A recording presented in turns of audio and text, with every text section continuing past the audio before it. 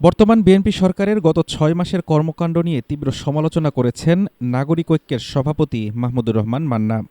অভিযোগ করেছেন, এই সময়ে সরকার তার একটি প্রতিশ্রুতিও রক্ষা করতে পারেনি। রাজধানী মিরপুরে বিদ্যুৎ ও গ্যাস সংকট নিরসন এবং দ্রব্যমূল্য কমানোর দাবিতে আয়োজিত আলোচনা সভায় এসব কথা বলেন তিনি। মান্না বলেন, ৬ মাসের হানিমুন পিরিয়ড ৬ বছর ধরে চলতে পারে না। একটি শিশু ৬ মাসে হামাগুড়ি দিতে শিখলেও সরকার এখনও নড়তেই পারছে না। তিনি প্রশ্ন তোলেন, এভাবে চললে সরকার ৫ বছর সময় পার করবে কি করে? বিদ্যুৎ সংকট সমাধানে সরকার ব্যর্থ হয়েছে উল্লেখ করে তিনি বলেন, ৭ দিনে সংকট কাটানোর প্রতিশ্রুতি দেওয়া হলেও ২ মাসেও তা সমাধান হয়নি।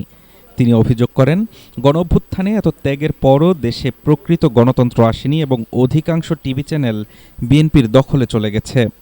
উন্নয়নের সঠিক সংজ্ঞা তুলে ধরে মাহমুদুর রহমান মান্না বলেন, বড় বড় দালান কোঠা তৈরি নয়, বরং গরিবের কর্মসংস্থান ও দারিদ্র্য দূর করাই আসল উন্নয়ন। ২০৩১ সালের মধ্যে ১ কোটি চাকরির প্রতিশ্রুতির কথা স্মরণ করিয়ে দিয়ে তিনি প্রশ্ন তোলেন, গত ৬ মাসে একজন মানুষেরও চাকরি হয়েছে কিনা? আইনশৃঙ্খলা পরিস্থিতির অবনতি ও সার্বিক ব্যর্থতার কথাও তুলে ধরেন তিনি।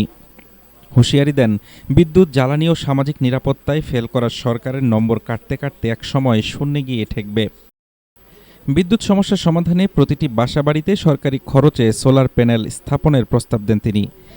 ব্যাংক থেকে বিপুল পরিমাণ টাকা উত্তোলনের সমালোচনা করে তিনি বলেন, ঘুষ ও দুর্নীতি বন্ধ করা গেলে এর চেয়ে অনেক কম খরচে সোলার প্যানেল বসিয়ে সমস্যার সমাধান সম্ভব।